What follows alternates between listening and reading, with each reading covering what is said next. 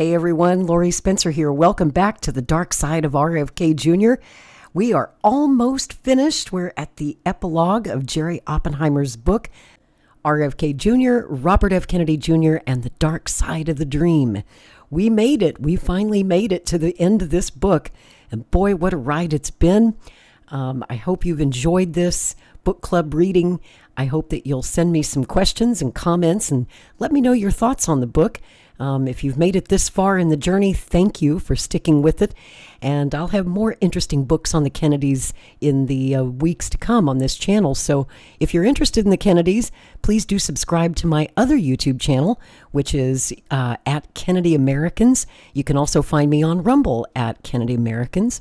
And be sure to click the notifications bell. You'll always be notified when new chapters are coming. And I think when I finish this RFK Jr. book, I'm going to go back to the Kennedys After Camelot by J. Randy Taraborelli.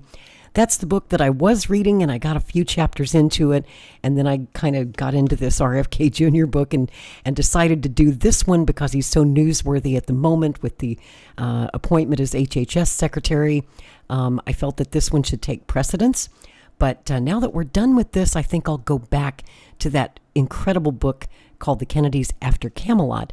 And if you'd like to check out the first couple of chapters of that book, you can find them in the playlists tab of my channel. Just look for The Kennedys After Camelot. So, if you're reading along with me in the hardcover edition of Oppenheimer's book, we are reading the epilogue today on page 351. Of RFK and Ethel Kennedy's 11 children, Robert Francis Kennedy Jr. did not turn out to be the best or the worst, but rather the most complex, the most controversial, and the most enigmatic.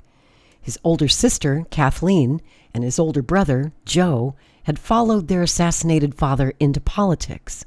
The baby of the family, Rory, had become a respected documentary filmmaker. At the other extreme, their brother Michael, accused of having a sexual relationship with a teenage babysitter, had escaped prosecution and probable incarceration, but was killed a year later in a bizarre ski accident. Their young brother David, long addicted to drugs, died of a lethal overdose in 1984. In that star-crossed, dysfunctional branch of the Kennedy clan alone, there was a succession of broken marriages, of abuse and alcohol and other substances. Of all his siblings, and even many of his Kennedy and Skakel relatives, Bobby infamously held the record for the most marriages, 3, and probably the longest addiction problem. Some people close to him wondered how he was able to survive at all, let alone make an esteemed professional life for himself. That was underscored by Bobby himself at the funeral for his closest friend, Peter Kaplan, who died of cancer in November 2013 at the age of 59. At Kaplan's funeral service, Bobby was heard to say, quote, "This wasn't supposed to happen. You were supposed to be giving my eulogy." As a friend of both men observed later, everyone expected Bobby to die first.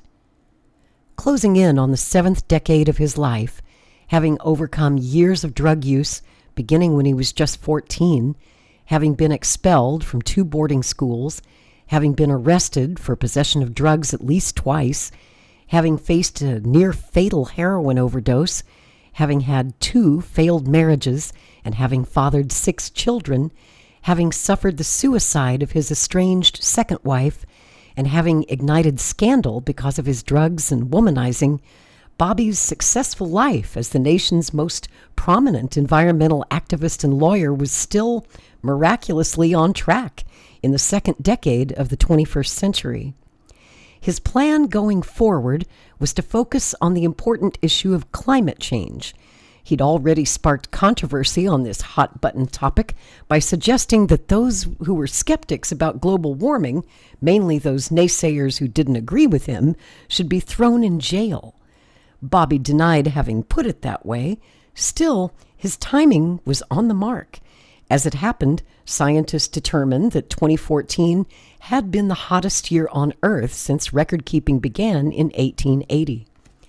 Nevertheless, with all he had done in the environmental field and planned to do, he personally faced great disappointment, that he never actually realized the expectations for him as the family's bearer of the torch. If Bobby ever had a blueprint for a political future, it was never fulfilled, or so Jerry Oppenheimer wrote 10 years ago in 2015. Of course, now we see that at least some of that political future Bobby dreamed of was partially fulfilled in 2024 when he ran for president, and then, of course, abandoned his campaign to endorse Donald Trump in exchange for this position in Trump's administration as HHS secretary.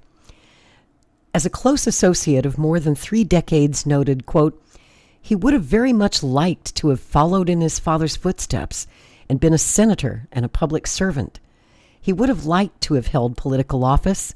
He would have liked to debate, and that's one of the things he's good at. But he reconciled himself to that not happening, and Bobby's been very disappointed that it never happened. From the moment he was born, he was deemed destined for political greatness. After all, he possessed his idolized father's name. He was a Kennedy, with all the power and privilege that came with it. There was nothing that could go wrong, nothing that could keep him from reaching the pinnacle. That possibility had been drummed into him by his surrogate father, Lem Billings, the homosexual Kennedy clan acolyte who took control of Bobby's life after his father was murdered. It was Billings who convinced Bobby, beginning when he was an undergrad at Harvard, that one day he could be president, and Bobby began to believe that that was his destiny. But so much did go wrong.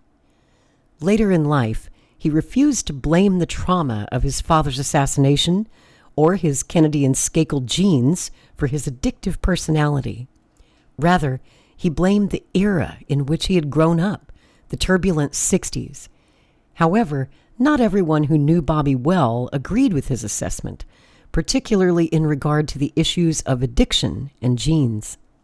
As Robert Boyle, the respected environmentalist who had taken Bobby into the Riverkeeper organization after his heroin possession arrest, asserted in early 2015 to this author, Jerry Oppenheimer, quote, he's picked up every flaw that any Kennedy ever had from his grandfather onward and concentrated them, whether it's drugs or sex. All of the negative is just drained into him genetically. Just imagine his wife hanging herself. If his wife had emotional troubles, you look after her. You don't shake her off and screw 50 other women or whatever he put in his diary. Quite frankly, I don't think he has a conscience, which means he can never reflect on something that he thought he did wrong.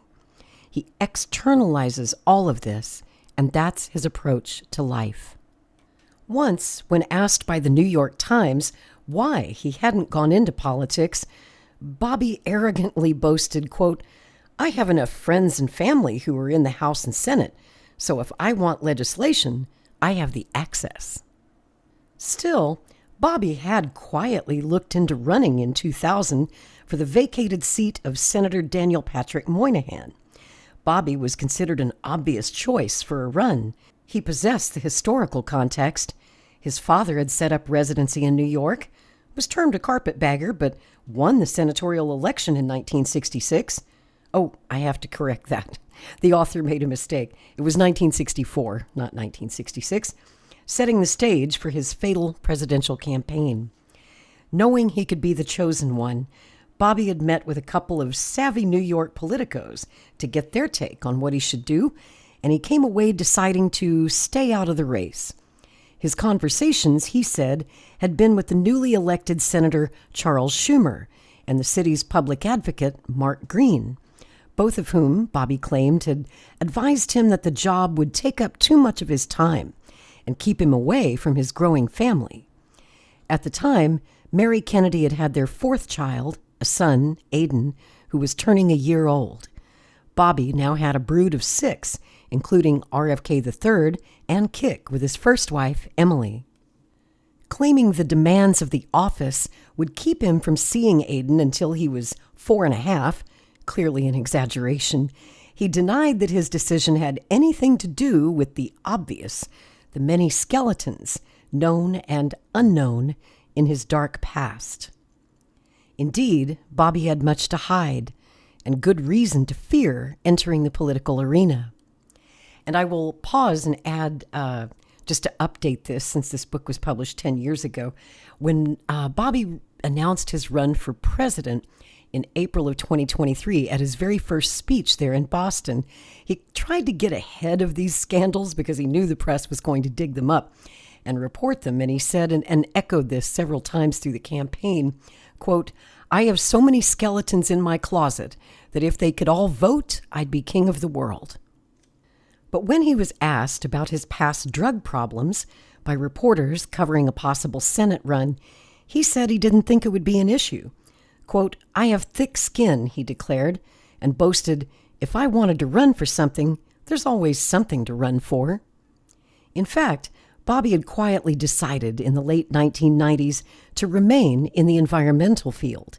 He had earned a national reputation for helping to build the Waterkeeper Alliance into an international organization. He had successfully sued major polluters.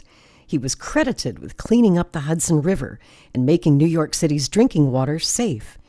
And he was known for using radical tactics to accomplish his goals, such as when he was involved in creating a controversial public service message regarding clean drinking water in New York City reservoirs. In it, he bizarrely wondered how much of the Long Island Lolita, Amy Fisher's urine, was flowing into a New York City reservoir from the Bedford Hills Correctional Facility where she was confined for shooting her lover's wife. The ad, considered just too weird, never ran. Bobby was considered by friend and foe alike to be, quote, relentless, not easily put off, provocative, but not a consensus builder. There had been media talk in 2004 that if John Kerry had won the presidency, which he lost to George W. Bush, the post of the head of the Environmental Protection Agency would have gone to Bobby. The two had even discussed it, but of course nothing came of it.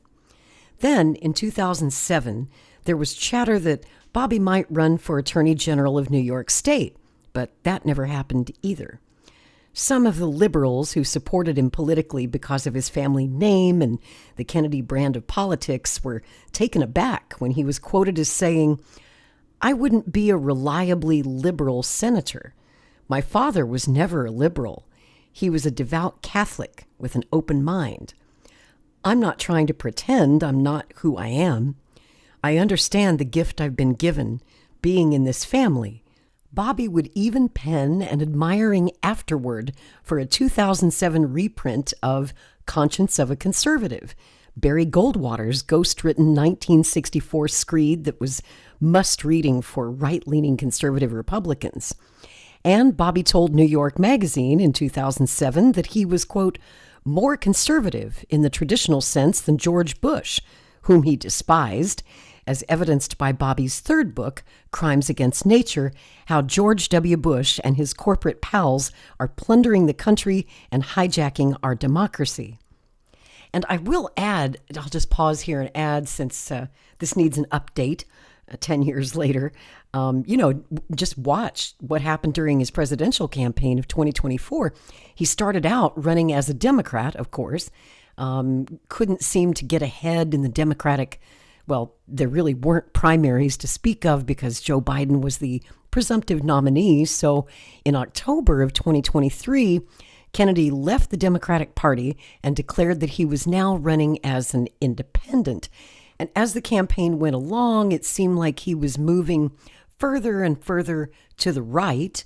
And then in August of 2024, of course, he suspended his presidential campaign and endorsed President Donald Trump. So now he's the first Kennedy, probably the only Kennedy ever to serve in a Republican administration.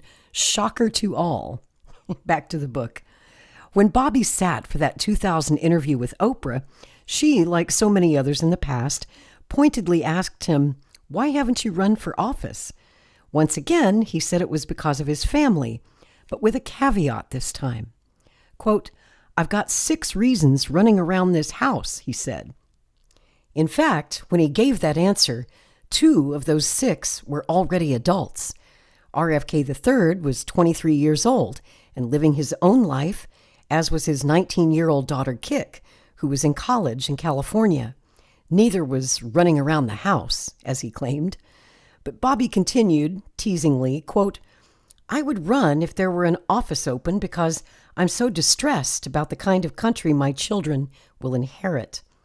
I've tried to cling to the idea that I could be of public service without compromising my family life. But at this point, I would run." "For what?" Oprah asked.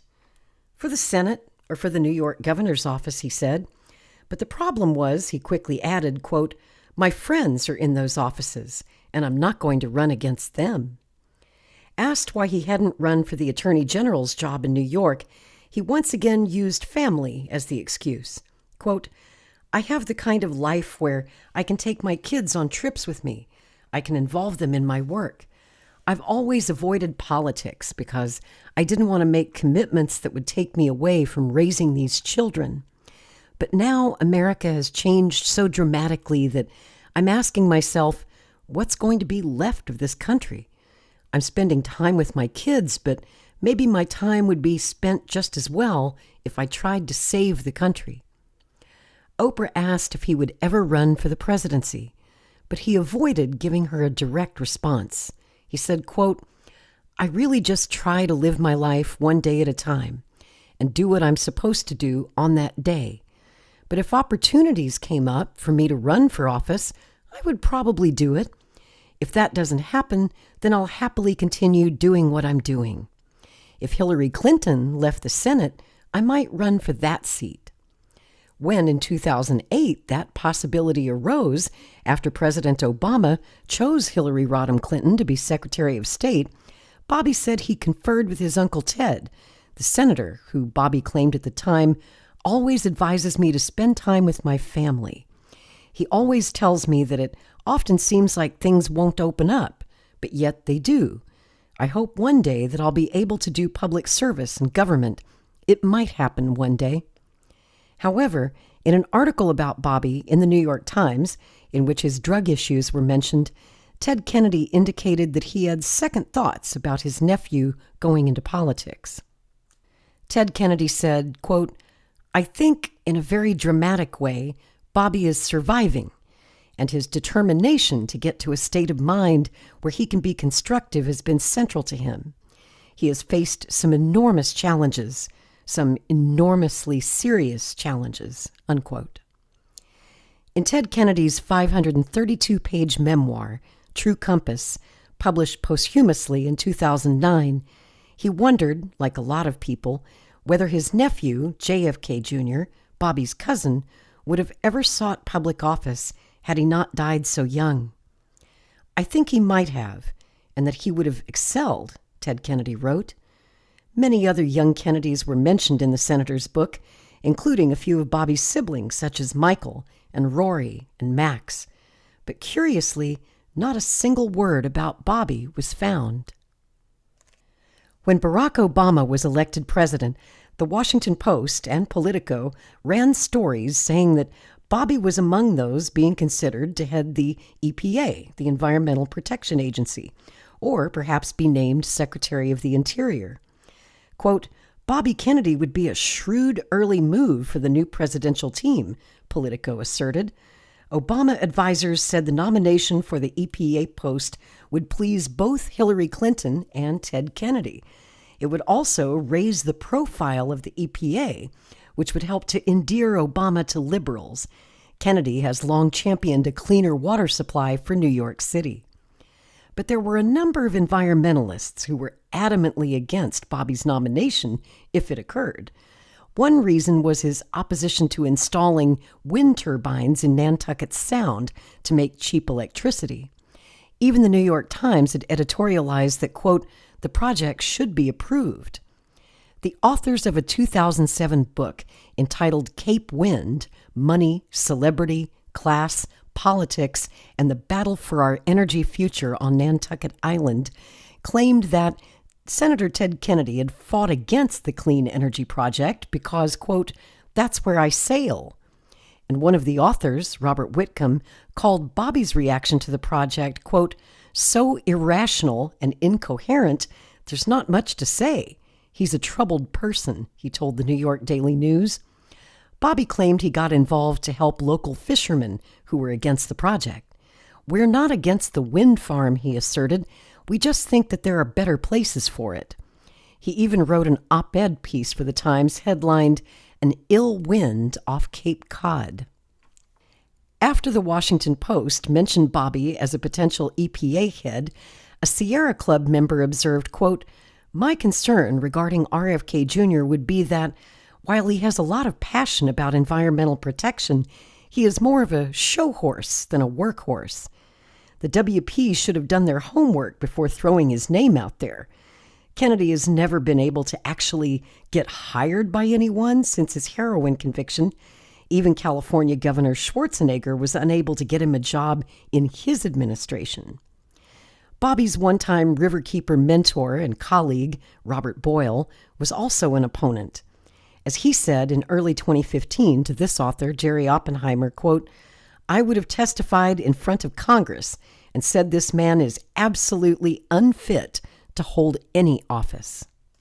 And boy, we heard a lot of testimony like that at Bobby's recent confirmation hearings before the Senate for HHS Secretary, and in fact, even coming from his own cousin, Caroline Kennedy.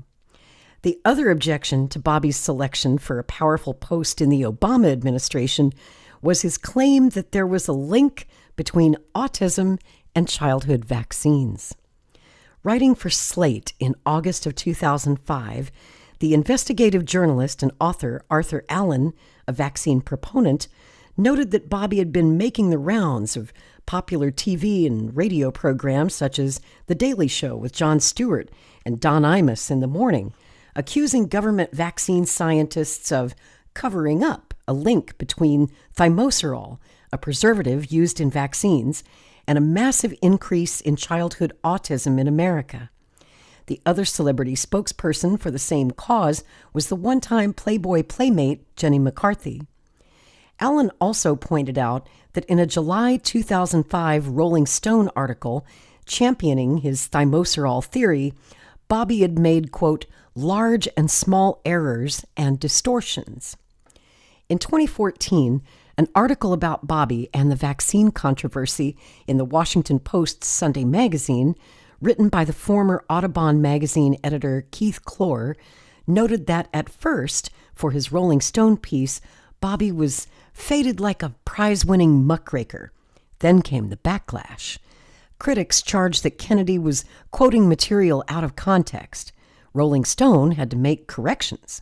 Enough doubts were raised that Salon, which also ran the piece, eventually retracted the story. Unbowed, Kennedy stands by the piece and admits to only a few inconsequential errors. After the Post story ran, Slate's science editor wrote that she thought the story had portrayed Bobby as, quote, "too passionate and too sympathetic." The Slate headline included the line, "He's actually obsessive and dangerous." The Slate piece sparked commenters to denounce Bobby. One called him, quote, "too partisan and kind of a nut when it comes to policy," and added, "throw in Kennedy's 1983 heroin bust and you've got yourself an uncomfortable nominee." Another critic called Bobby, quote, "an anti-vaccinationist crank, an activist extraordinaire, a booster of pseudoscience, a hothead prone to comparing political enemies to Hitler and Mussolini, and a lawyer whose science background appears to be primarily torturing science to fit his agenda more than anything else." In other words, there were many more against Bobby being nominated than for him getting a top administration post. Obama must have agreed because in December 2008, he chose a New Jersey official to head the EPA, Lisa Jackson, who had served as the commissioner of the Department of Environmental Protection, the first African-American woman to head the EPA. 2 days after Christmas 2012, she stepped down, with critics claiming that Obama was failing in his commitment to climate change and other environmental issues. Bobby had been taking other questionable stands. One had to do with the assassination of his uncle, the president, which had occurred when Bobby was 9. On the evening of Friday, January 11th, 2013, Bobby and his sister Rory appeared together to discuss the Kennedys with Charlie Rose at the AT&T Performing Arts Center in, of all places, Dallas, infamously the scene of JFK's murder 50 years earlier. The event was advertised as a once-in-a-lifetime interview. The Dallas Morning News reported favorably on the appearance, with David Flick writing that Bobby entertained the audience with stories about growing up in the most famous family in America. But, according to Betsy Lewis, an arts writer for the Dallas Observer, quote, "It was a bizarre performance by a bizarre and charming Bobby, who Lewis noted, quote, avoided answering questions about his family. She described him as animated. He leaned into the round oak table with his chin in his hand, covering his mouth. It was like he had an automatic on-off switch." Instead of the folksy Kennedy stories Charlie Rose and the sold-out audience expected to hear, Bobby went on and on about how his father had conducted his own investigation into his brother's murder. Bobby, Lewis observed, quote, was losing the audience, and so he burst out, "My father believed that the Warren report was a shoddy piece of craftsmanship." The controversial Warren Commission report had concluded that Lee Harvey Oswald was the lone assassin and had ruled out a conspiracy. In his talk, Bobby also claimed that America was, quote, becoming a national security state, that corporations want profits, and we'd be nuts to let them run the government, and, quote, nationalism in Africa, the end of colonialism, among other rants. At this point, Lewis noted, "I don't think anyone knew what the hell he was talking about. It was something about the Kennedy family airlifting President Obama's father out of Kenya to begin a new life in America." When the clearly exasperated Charlie Rose, noted for his calm questioning of famous figures on PBS, tried to get the interview back on track, he asked Bobby, "Why haven't you run for office?" Bobby's response, "I have 6 kids." According to Betsy Lewis, he should have answered, "My 1983 arrest for heroin possession." A political consultant with long-standing close ties to Bobby observed in early 2015, quote, "It's partially accurate that his use of drugs, his marriages, and his womanizing would come up in a political campaign by the media and by the opposition. But his use of heroin would never be an issue. It wouldn't keep him out of any race at any time because it happened when he was young, in the 60s. We looked at his drug use and we talked about it and determined that it was actually a plus because Bobby could say, 'I've gotten myself up and this is what I've done since then.' There were a lot of issues that went into Bobby's decision never to run for office. They were financial, personal, and opportunistic, and he was never going to bare his soul publicly about any of it. But there are things that were taken into consideration in making the decisions he chose about the direction of his life." Continued the source, who was a confidant of Bobby's for decades, quote, "He's a very complex guy who has had very difficult things thrown at him throughout his life. He's attracted all kinds of people to him. People picked at him all his life. People have wanted to be around him. People have asked things of him, have taken advantage of him, or tried to give him things like drugs and sex, and that he had essentially from birth because of his name. People think he's a Kennedy who can do whatever he wants, but he can't. He's circumscribed by that name too. Being a Kennedy isn't a be-all and end-all. It's also a cudgel people use against you. Bobby's handled it extraordinarily well, given all the shit that's been thrown at him. He's come out the other end as a remarkable public servant, a good man in a difficult situation." Through the years, many people have had so many opinions about RFK Jr., namesake of his iconic father. His character flaws and his environmental activism, and now his vaccine activism, have sparked controversy and scandal. But only history will tell what his legacy will be and define his standing in the Kennedy pantheon. This book, hopefully, has offered some clues. And that is the end of the book. I do want to add a couple of paragraphs here from the acknowledgments because you might be interested to know about the sources that Jerry Oppenheimer tapped for the writing of this book. He writes, "The story of Robert F. Kennedy Jr. is based on public and private documents, news accounts, his own writings, and most importantly, the many, many people whom I interviewed over a 2-year period.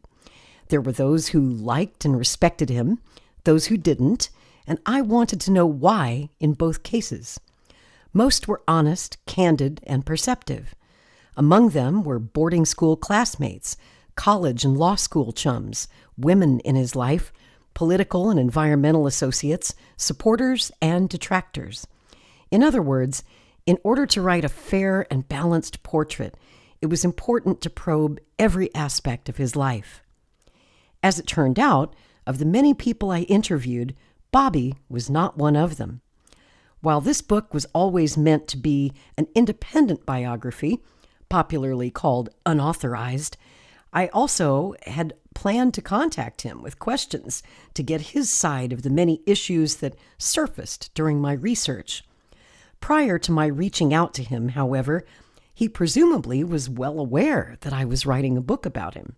There had been mentions in the media of the work in progress, and some people I had called to interview told me that they first wanted to check with him before they committed to an interview. In early December 2014, I sent an email to Christine O'Neill, his assistant at Pace University Law School, and asked her to pass along to Bobby my request for an interview for the book I was completing. She responded by email, quote, "As soon as he reviews, I'll get back to you." When I got no response, I emailed her once again, asking whether she had passed on my request. Her response was yes, and that, quote, "Mr. Kennedy is currently traveling. As soon as he reviews, I will get back to you." Another email was sent in late December, but I heard nothing more from her or from him after that. That said, the author writes, "I'd like to offer my gratitude to all those who agreed to be interviewed and to talk candidly and openly and on the record. Their names and their words are documented throughout this book. There were those few who asked for anonymity, mainly to avoid losing friendships or access. You know who you are, and I thank you for your insights and perception." And that, my friends, is Jerry Oppenheimer's book, published 10 years ago by St. Martin's Press, RFK Jr., Robert F. Kennedy Jr., and the Dark Side of the Dream. I want to thank you all for listening to this book club series, for participating, for your comments and questions. Please feel free to leave them down in the comments section below. And I do hope that you will subscribe to this channel. If you enjoy Kennedy content, we've got more on the way. I'm going to move on to another great book about the Kennedys called The Kennedys After Camelot, written by J. Randy Taraborelli, another great Kennedy historian who's written several books about the Kennedy family. But I really like After Camelot because it picks up the story after 1968, the era after Camelot, after the assassinations of JFK and RFK, and it takes you through right up to the present, the lives of all the various Kennedy siblings and children and grandchildren and, Teddy and Eunice, and it's just an amazing book. So if you'd like to hear the first couple of chapters, those are already available here on my channel. Just go to the playlists tab and look for The Kennedys After Camelot. And I will be updating that playlist very soon. So we will continue the Kennedy saga with that book. Once again, I want to thank you so much for joining me. I hope you enjoyed this book. Please pass on the playlist, share it with a friend, and I'll see you next time. I'm Lori Spencer. Thanks for listening.